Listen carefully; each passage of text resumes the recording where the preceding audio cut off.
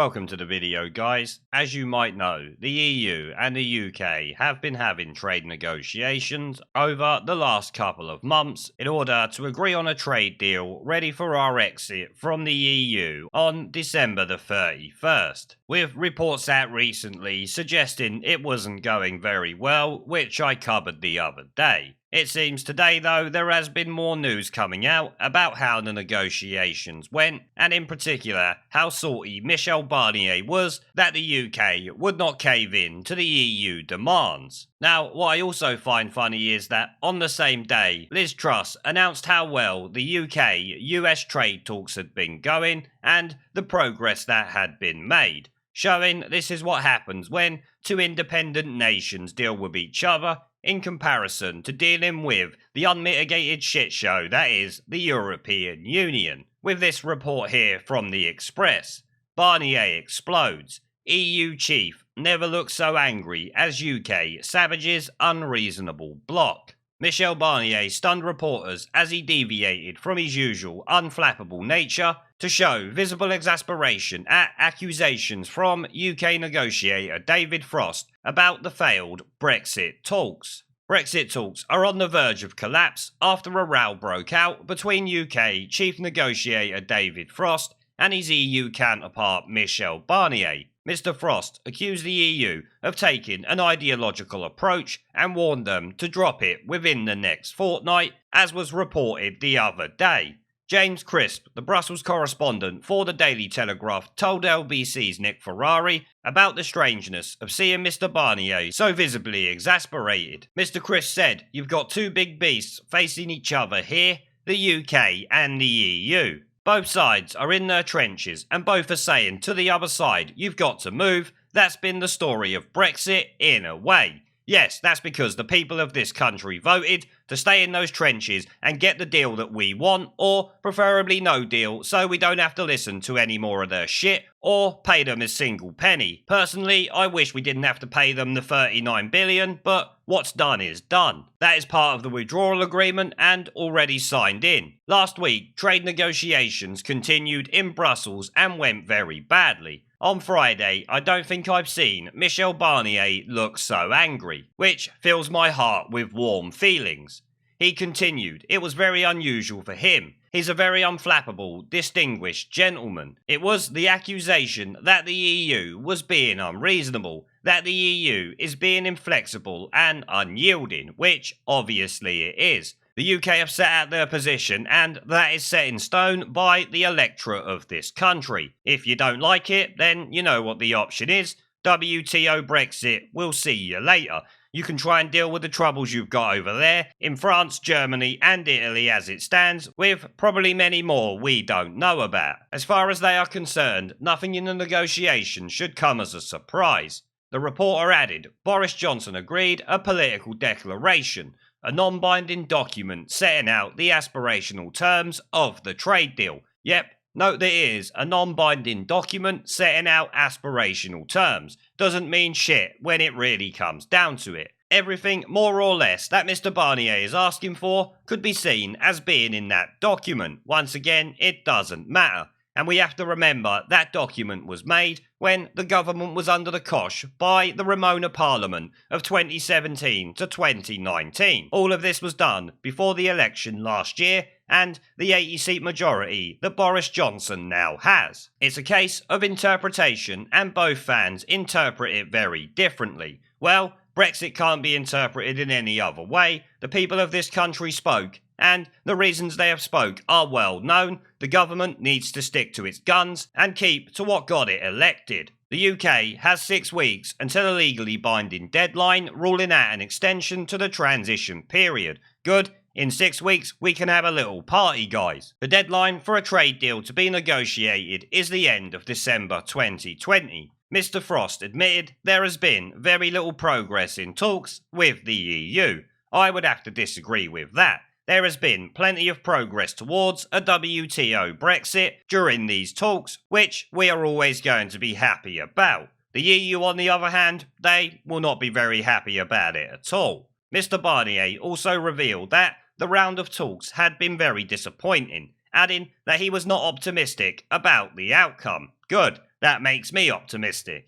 The EU negotiator also accused the UK of trying to pick and choose parts of the EU single market. Well, that is what you call a trade deal. You want certain things off us more than others, to the point where you're actually taking the piss. So what do you expect our negotiators to do but pick and choose the best bits they want from you? Welcome to actual negotiating. I guess that wasn't what was happening before under the Theresa May bot government. Now, as you can see, Barnier is a bit pissed off, and we are very happy about that. And the next story we're going to take a look at here is probably only going to exacerbate that problem for him. And that is because UK-US trade talks seem to be going very well, as I said earlier, which is also covered by the Express here.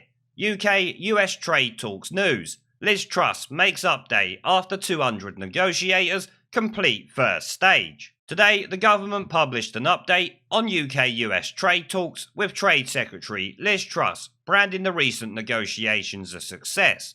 The talks took place earlier this month between May 5th and May 15th and involved 200 negotiators discussing the terms of a free trade agreement. Writing on Twitter, Ms Truss said, "Today we are publishing the outcomes of the first rounds of negotiations for the UK-US FTA, flag of the United Kingdom, which were positive and constructive." She also shared a link to a government press release detailing the progress made between the two sides. The document, written by the Tory MP and Department for International Trade, highlights why it is so important an FTA is reached between the UK and the US, which is reinforced, as I said, by the article we was just looking at a moment ago. It states, an FTA with the US can help create opportunities for businesses, provide better jobs and boost the economy in every part of the country. Which should be kind of obvious. The US market is massive, you don't need to be an economist to work that out. The document also reveals the two states carried out extensive discussions encompassing nearly 30 different areas. For example, the negotiators discussed telecoms,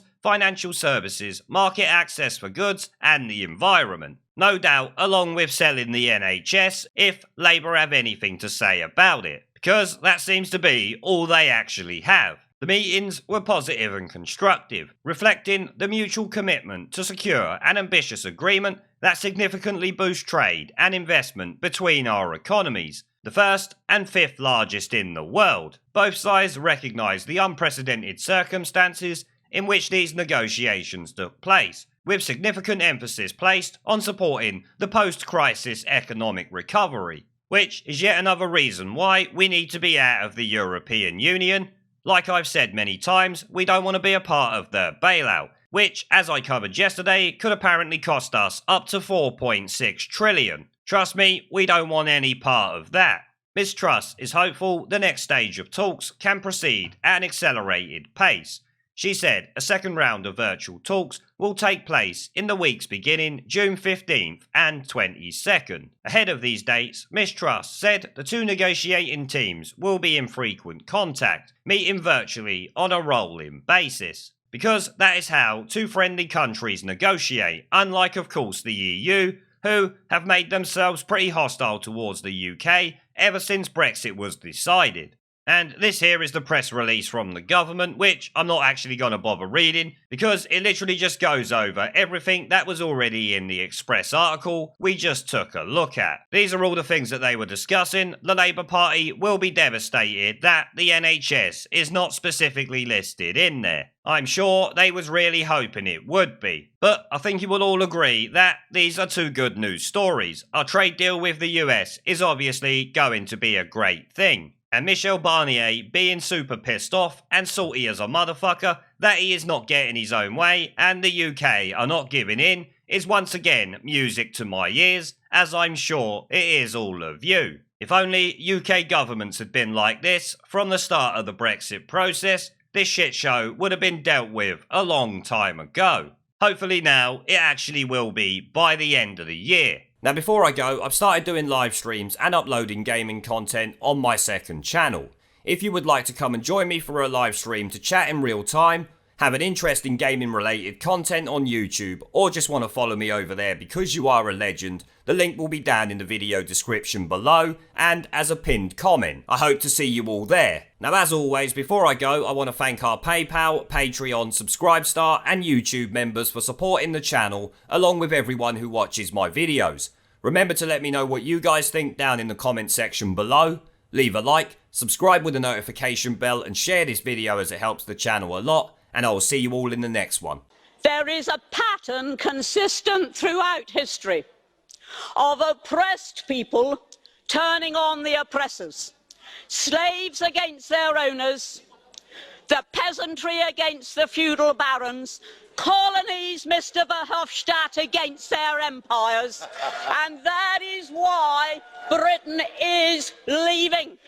And it doesn't matter which language you use, we are going and we are glad to be going. We're off.